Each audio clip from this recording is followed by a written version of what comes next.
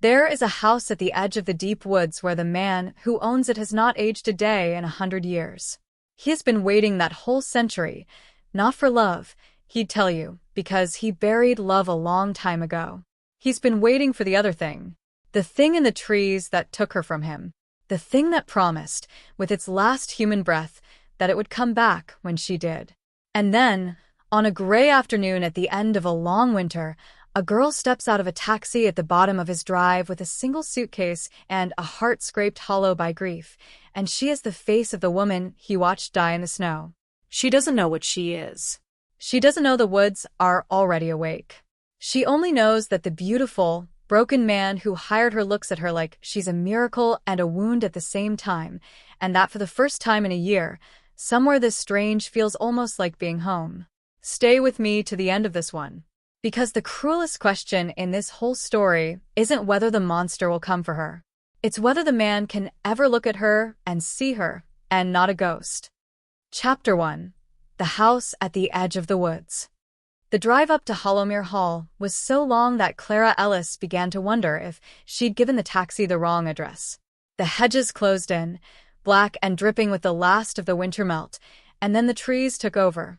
Pines so tall and so dense they swallowed the light, and beyond them, further than she could see, a forest that seemed to go on without end.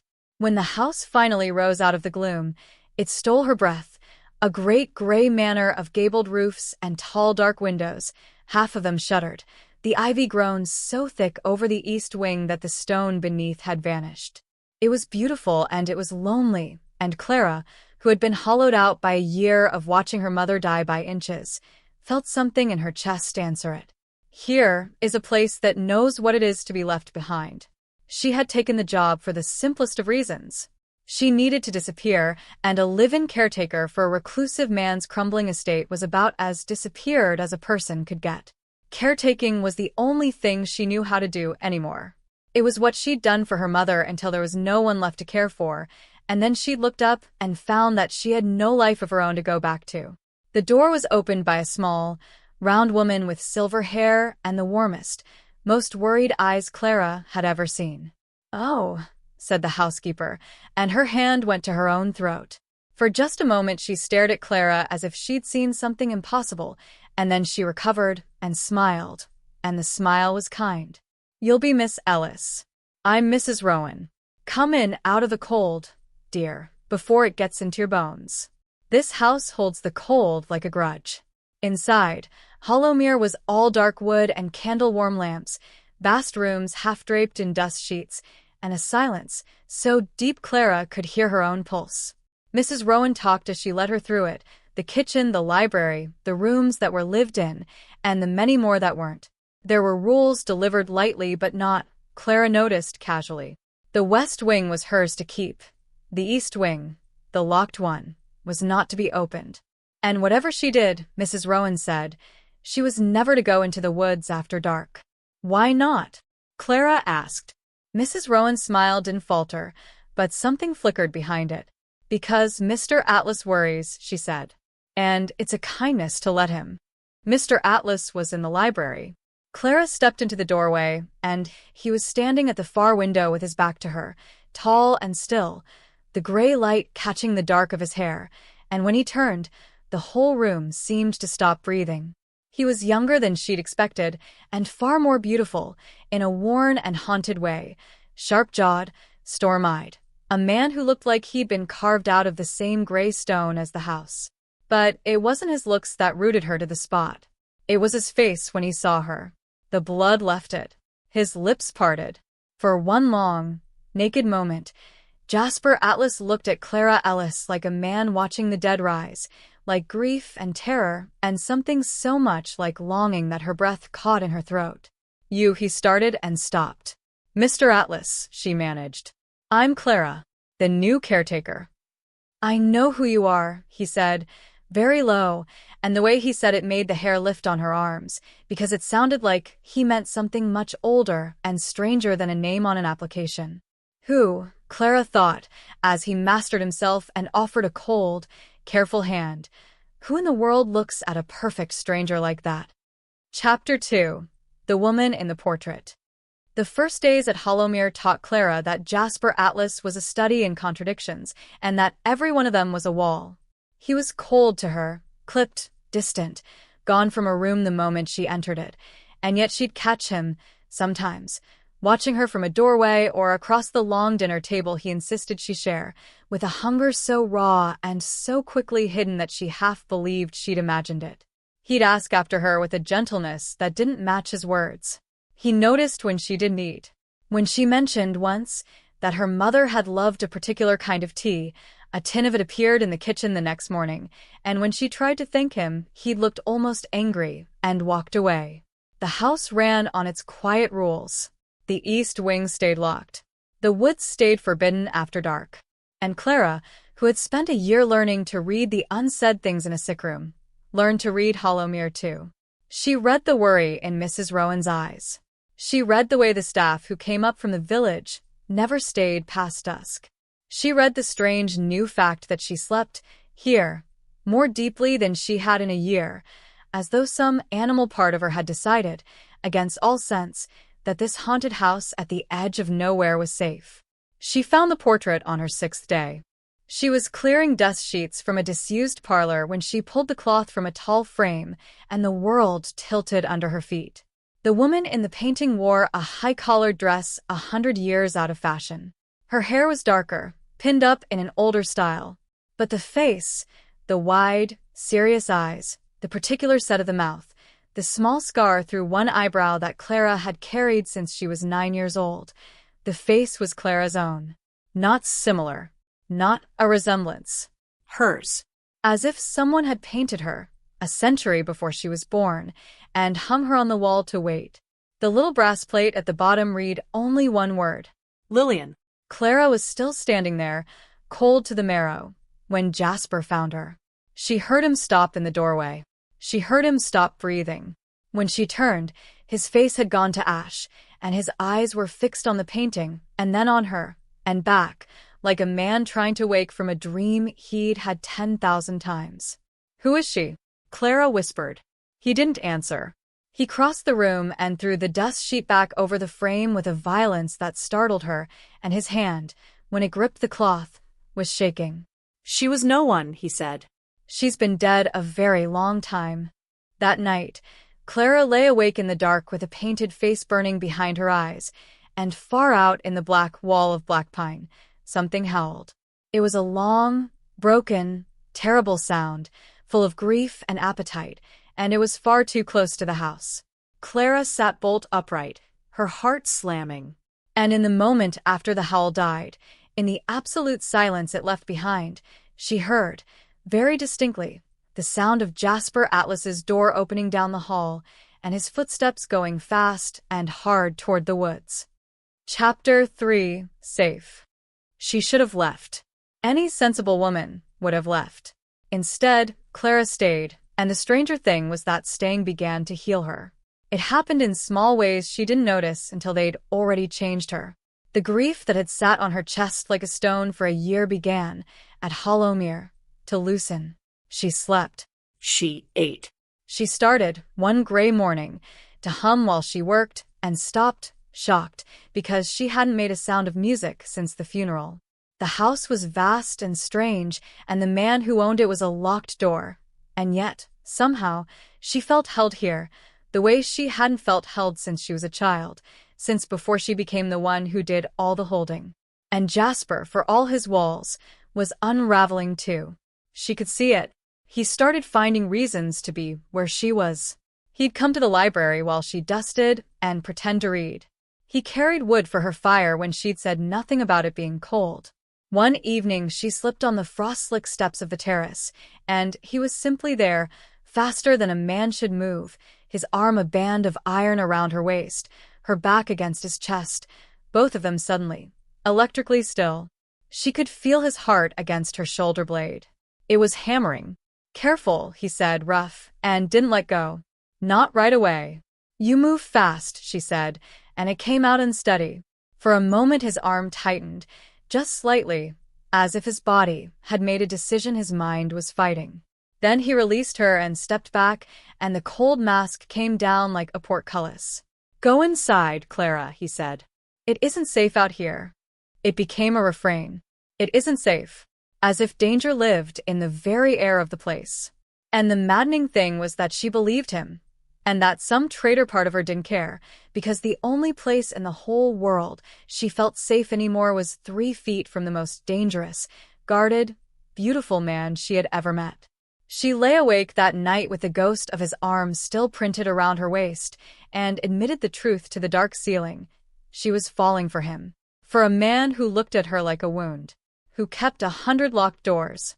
Who ran into the woods at night when the howling came, and came back at dawn with mud on his hands and grief in his eyes and would not, ever, tell her why. She was falling for a man who was hiding something enormous. And somewhere out past the tree line, in the dark Clara couldn't see, that something was already moving toward the house. Chapter 4. Tracks in the Frost. The signs began that week, and once Clara saw the first one she couldn't stop seeing them. Tracks in the morning frost beneath her window, too large for any dog, the toes splayed and clawed, pressed deep as if something heavy had stood there a long time, watching the glass. Gouges raked down the bark of the old oak at the edge of the lawn, fresh and pale, higher than a man could reach. The birds had gone quiet on the eastern side of the grounds, where the trees crowded close, and the village men who came to deliver coal and supplies took to leaving before 3 o'clock, glancing at the woods as they went. She asked Mrs. Rowan about the tracks. The old woman's hands went still in the bread dough. "There are old things in Black Pine, dear," she said quietly. "Older than this house. Mr. Atlas keeps them out. He's kept them out a long time." She looked up, and her kind eyes were frightened. "But you do well not to make yourself interesting to the woods, Clara. Some things, once they notice you, they don't stop." That same afternoon a young man named Owen came up from the village with the post, and he was handsome and easy, and he made Clara laugh for the first time in longer than she could remember, leaning on the kitchen door, in no hurry to leave. It was nothing. It was harmless. Jasper appeared in the kitchen doorway like a thundercloud, and the temperature seemed to drop 10 degrees. He didn't say a word. He didn't have to. Owen took one look at his face, went pale, mumbled something about the time, and fled. And Jasper stood there with his jaw clenched and his hands fisted at his sides and a look in his eyes that was pure, naked, furious possession, before he caught himself and turned and stalked away without a word, leaving Clara breathless and confused and, God help her, thrilled. But it was the night that changed everything. She woke standing up.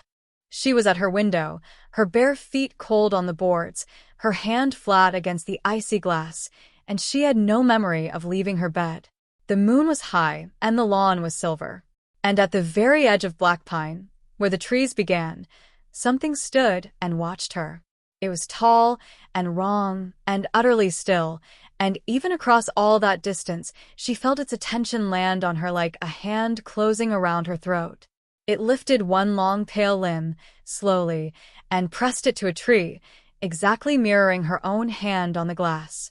And then it tipped its great head back, and it howled, and Clara understood, with a horror that turned her bones to water, that it was calling her by a name that wasn't hers. A name she somehow impossibly knew. Lillian. Chapter 5. What Walks at Night. The call came again 3 nights later, and this time Clara could not resist it. She told herself afterward that she hadn't decided to go, that her feet had carried her down the stairs and out the side door, and across the frozen lawn while some deep animal part of her brain screamed and could not reach her hands. The voice in the woods was inside her now, soft and terrible and almost loving, and it pulled at something beneath her ribs, at a thread she hadn't known was there, an old tether, a name. Come back. You promised you'd come back to me. The tree line swallowed her. The dark closed over her head. And the thing was waiting. It stepped out of the black between 2 pines, and Clara's mind refused it even as her eyes reported it. A wolf the size of a horse, its fur matted and gray with age, its body somehow wrong, too long in the limb, too human in the awful intelligence of its eyes. It had been beautiful once. She could see the ruin of beauty in it. Now it was only hunger and grief gone rotten, 100 years of waiting curdled into a single starving need, and it looked at Clara as though it had finally come home.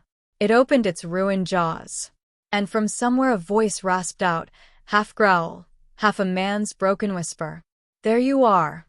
Clara screamed, and the world exploded. Something vast and gray came over her like a breaking wave, between her and the monster, and the night detonated with a snarl that she felt in her teeth. Two enormous bodies collided in the dark, and snow flew, and Clara fell back against a tree and watched, paralyzed, as a second great wolf, dense-furred and storm-gray and unmistakable, drove the ancient thing back into the trees with a fury that shook the ground. She knew those eyes. Even like this. Even now. Jasper. The fight was over in moments. The old thing fled, shrieking, into the deep woods, and the gray wolf wheeled to face her, sides heaving, blood dark on its muzzle, and then, in a shudder of impossible motion, it was not a wolf at all. It was a man, on his knees in the snow, bare to the cold and not feeling it, his storm-gray eyes wild with terror as he reached for her. "Clara. What are you?" she breathed. "What are you?" And here was the moment the whole rest of her life would turn on. She watched it happen. She watched Jasper Atlas look at her terrified, tear-streaked, knowing face, and she watched 100 years of fear when the war inside him. Watched him choose, in the space of a single ragged breath, the lie. "It was a dream," he said softly, desperately, gathering her against his bare chest as she shook. "You sleepwalked, Clara. You hit your head. There's nothing in these woods. There's nothing. There's nothing." And the cruelest part was how badly, how completely, she wanted to believe him. Chapter 6. The Lie He Told. The lie lasted exactly 4 days. It lasted through the morning. He carried her back to the house and laid her in her bed and sat by her until dawn. It lasted through her trying, genuinely trying, to fold what she'd seen into the safe shape he'd offered her. A dream, a fall, nothing. But Clara had spent a year at a dying woman's bedside learning the exact difference between comfort and truth, and she knew, in the marrow of her, that Jasper Atlas was lying to protect her, and that there was nothing she despised more than being protected from the truth by someone she'd started to love. It came to a head on the 4th night in the library by the fire. She confronted him. He deflected. She pushed, her voice rising. "I know what I saw. Stop lying to me. Stop deciding what I can handle." And he turned from the window with his control finally cracking, his eyes bright with anguish, and the air between them changed all at once from anger into something far more dangerous. "You don't understand what wanting the truth will cost you," he said hoarsely. "I am trying to save your life, Clara." "Then stop running from me," she said. "Stop looking at me like I'm a ghost. Stop." She never finished. He crossed the room in 2 strides and kissed her. It was not gentle. 100 years of grief and restraint went into it, and Clara met it with a year of her own loneliness, and the kiss undid them both, his hands in her hair, her fists in his shirt, the fire crackling, and the great dark house holding its breath around them. He kissed her like a man dying of thirst who had told himself he'd never drink again. She kissed him back like she was finally allowed to want something for herself. When they broke apart, they were both shaking, foreheads pressed together, his thumb tracing the small scar through her eyebrow as if it meant something, as if it had always meant something. "There's something you have to know," he breathed against her mouth, his voice wrecked. "About why you're here. About why I can't. Why I shouldn't." His eyes squeezed shut. "God help me. There's something I have to tell you about who you are." And Clara, with her heart pounding and the firelight gold on both their faces, whispered, "Then tell me." Chapter 7. What he is. So he told her. Some of it. He told her, in the low voice of a man confessing a sin, that the old stories were true. That there were people in the world who were also wolves, born to it, bound to packs and to a moon older than any law of men. That he was one of them, the last alpha of a pack that had dwindled to almost nothing, the keeper of Hollowmere and the long grim watch over the woods. He told her about the thing that walked in Black Pine, that it had once been a man and an alpha, and that something terrible had hollowed it out and left only hunger, and that he had spent longer than she could imagine keeping it from the world of the living. Clara listened with her hands wrapped around a cooling cup of tea, and to her own astonishment she did not run, and she did not laugh, and she did not break, because some part of her had known. The animal calm she'd felt in this house, the safety that made no sense, the tracks and the howls and the man who moved too fast and never aged in the photographs Mrs. Rowan kept on the mantel. It clicked into place like a key into a lock she hadn't known she carried. "All right," she said at last, and her voice only trembled a little. "All right. I believe you." Something broke open in his face, relief, and a tenderness so vast it frightened her. But there was a question, and she had to ask it, because it had been burning in her since the first moment in the library when the blood drained from his face. She set down the tea. She looked at the man she was falling in love with, the man who watched her like she was a miracle and a grave. "Then tell me the rest," she said quietly. "The woman in the portrait. Lillian. She has my face, Jasper. My face. The thing in the woods called me by her name. Why do you look at me the way you do? Why me?" And she watched him open his mouth and close it. She watched the answer rise in his eyes and stop in his throat. She watched the man who had just laid bare 100 years of secrets go utterly, helplessly silent before the only question that mattered. The fire popped. The silence stretched. And in it, Clara understood that whatever he'd just told her, however impossible, it was not the biggest thing he was hiding. Not by half. Chapter 8. A Dead Woman's Face. He wouldn't tell her. So, she found it herself. The East Wing key hung on Mrs. Rowan's ring, and the old woman, when Clara begged her, looking at Clara's stubborn face and Lillian's eyes, finally pressed it into her palm with tears standing in her own. "He'll never forgive me," she whispered. "But you have a right to your own self, child. Lord knows you do." The locked wing was a shrine. It was Lillian's, all of it, kept exactly as it must have been 100 years before. Her dresses still hung in the wardrobe. Her hairbrush sat on the dressing table. And on the desk, beneath a window gray with old dust, lay the journals. Jasper's journals, a century of them, and Clara read enough, in the cold and the dark, to understand everything. Lillian had been his mate, his fated one, the other half of his soul, in the way of their kind. And the thing in the woods had once been Mordecai Greer, Jasper's blood brother, his closest friend, who had loved Lillian too, and who, when she chose Jasper, had killed her in a jealous rage in the snow at the tree line and been cursed into the deathless, half-feral creature that prowled Blackpine still. He had sworn, with his last human breath, that her soul would return to him one day, that he would wait, that when she came back, he would take what was always meant to be his. And now Clara understood the look on Jasper's face the day she arrived. She understood the tea, and the watching, and the trembling hand on the dust sheet. She was Lillian come again. The mate he'd mourned for 100 years, returned to him wearing the same face. He found her there in the cold shrine with the journals open in her lap, and the look on his face was pure devastation. But Clara was past comfort now. She stood, and she held up the painted miniature of Lillian she'd found on the desk, and her voice broke on the cruelest truth of all. "Is this what you see," she said, "when you look at me? Do you even see me, Jasper, Clara, who nursed her mother for a year and has nobody and came here to disappear? Or do you just see her? Am I a person to you?" The tears spilled over. "Or am I just a second chance?" "Clara," he reached for her. And that was when the window exploded inward in a spray of glass and snow and splintered wood, and the thing that had been Mordecai Greer came through it with a roar 100 years in the making, and before Jasper could move, before Clara could scream, it closed its ruined jaws around her and dragged her out into the dark of Blackpine. Chapter 9. Into Blackpine.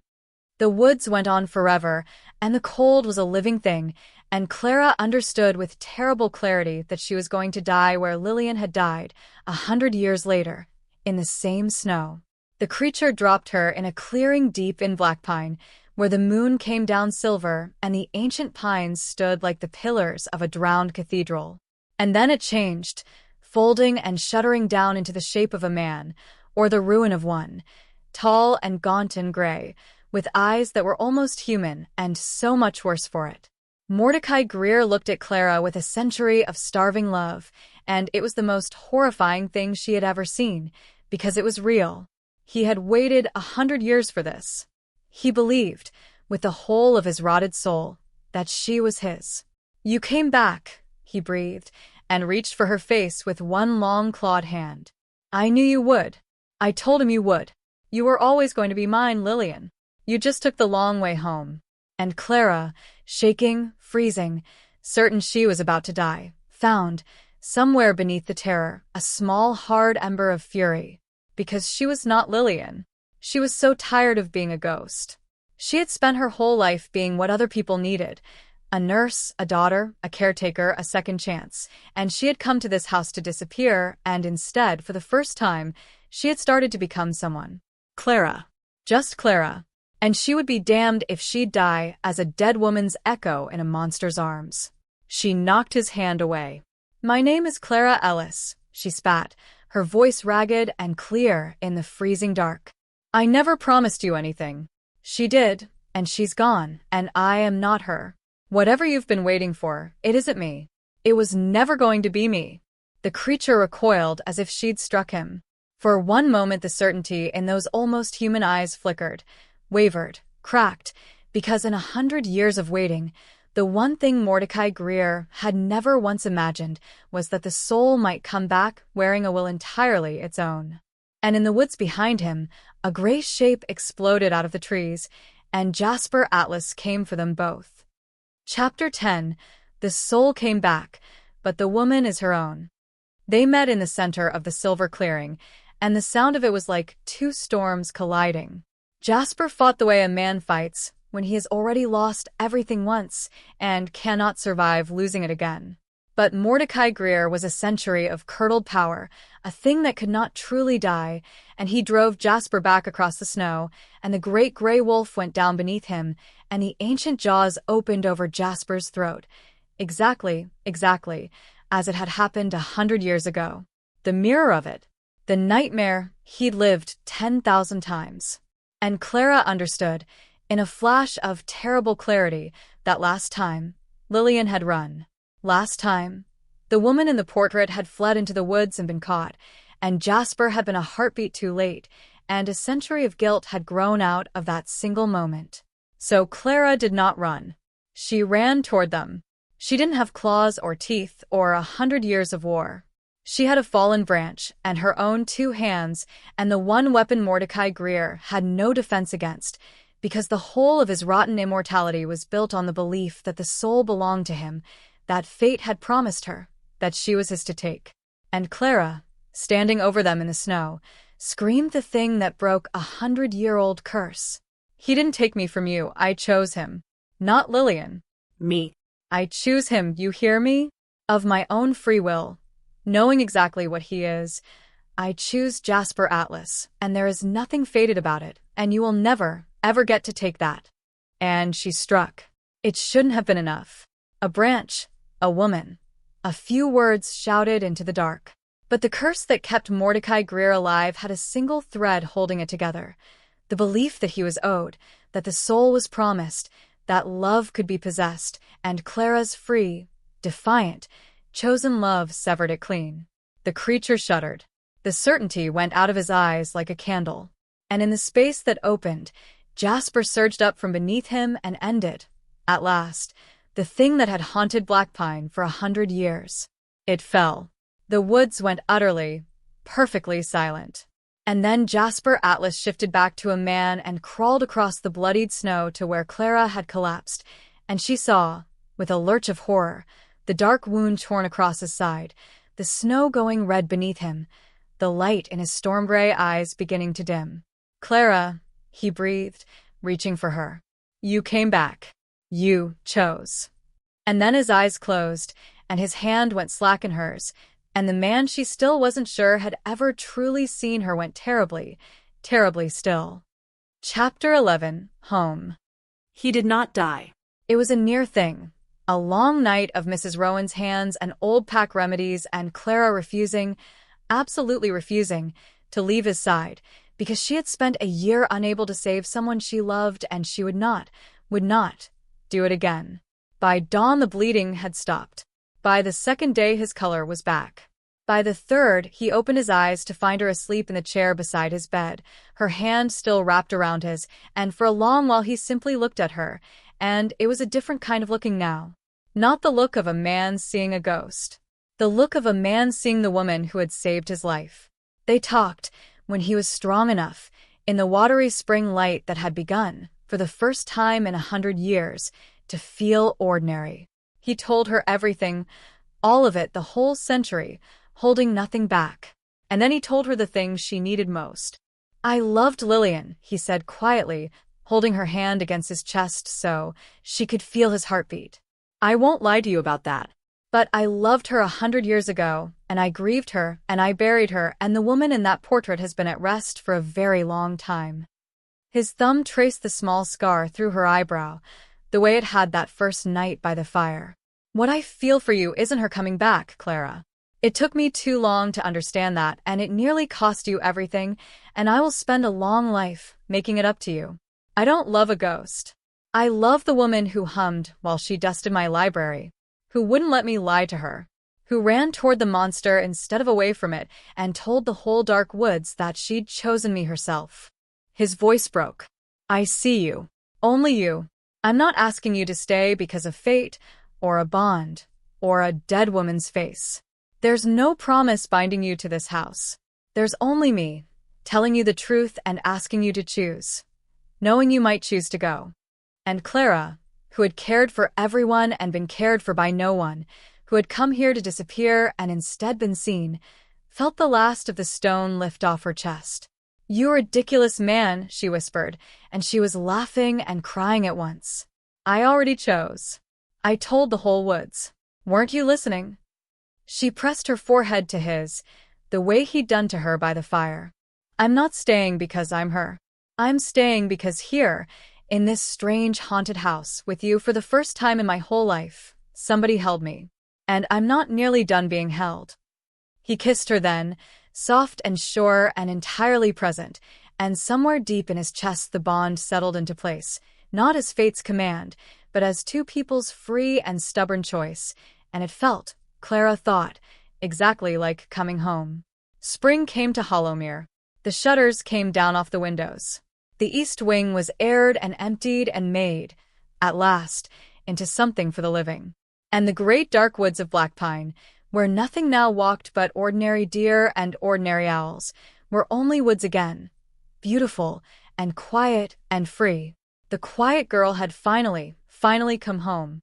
If you stayed with me all the way to the spring, if your chest went tight when she ran toward the monster instead of away, and warm when he finally said, "I see you," only you, then linger here with me a moment before you go. Tell me in the comments, did Jasper deserve her forgiveness for the lie, or did he wait far too long to see her for herself? I read every single one, and I want to know whose heart you carried through these woods. And if Clara and Jasper found their way into yours tonight, if you love a story where the one who always does the caring finally gets to be cared for, then subscribe and stay close. There's always another house, another secret, another love story waiting here, and there's always a warm seat saved by the fire for you. Rest easy tonight, wherever you are. You deserve to be the one who gets held, too. I'll see you in the next one.